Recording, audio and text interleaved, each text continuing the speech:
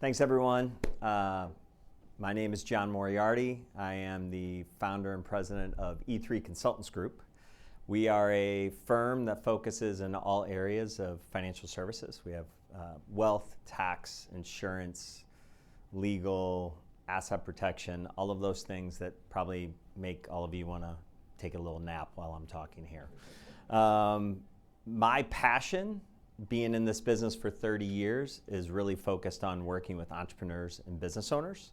Our firm serves a lot of different clients, but the reason I have that passion for working with entrepreneurs is based on my why and why I get up every morning and do what I do. And that is to really awaken the inner entrepreneur in individuals, families, business owners, because entrepreneurship and business owners are the lifeblood of our economy and sometimes our society where we live.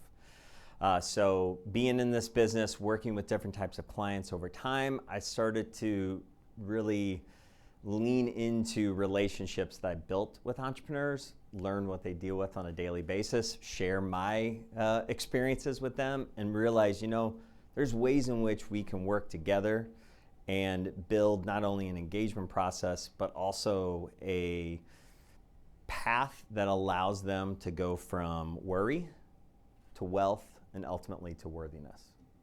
And so what we have done is we've built a business model around that. We actually wrote a book as well that kind of takes the entrepreneur through that journey. And ultimately what we try to do is help them navigate that journey by being an advocate for them. And the way we advocate is we help translate the financial jargon that they experience when dealing with accountants, attorneys, estate planners, bankers, all of those different things that they sometimes feel less than because they know their business, but they might not know finances. And for a lot of people that can be disturbing. It can be sometimes fearful because you don't know what it is they're communicating. So we almost are like translators for them and kind of explaining through that process. And I want to share a little bit about a couple experiences that I've had in my life that kind of emulate this. So first is the tale of two mentors for me growing up. First mentor would be my grandfather, Arch Mickens.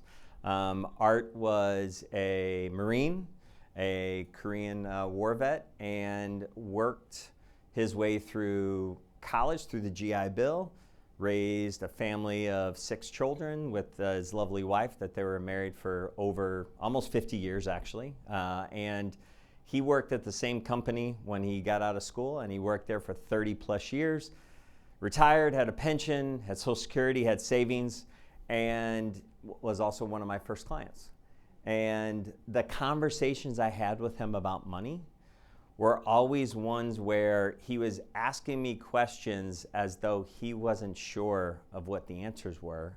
And that was the person I looked to that really helped raise me because my parents got divorced in high school. I played high school and collegiate sports. And he was the person that was always there kind of providing me guidance along the way. But then when it got to me being in my career, that the tables had turned. And that surprised me because I was like, well, you've been successful your whole life. Why would you be concerned about money? And I was confused. It just didn't make sense.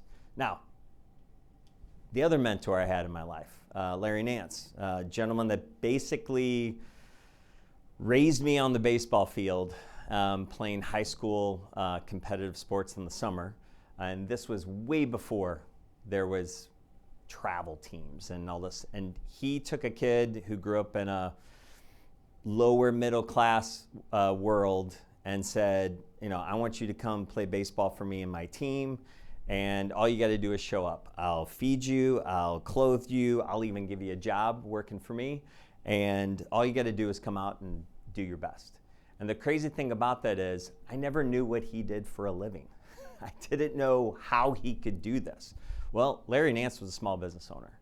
He started his company out of the trunk of his car. He raised a family with it. He helped a community. And what he has been able to do, not only with multiple kids that played through his program of his team, was he actually turned over that business to his kids, who have since grown that company by 5x and are looking to grow it 15x before they either pass it on to their kids or sell it.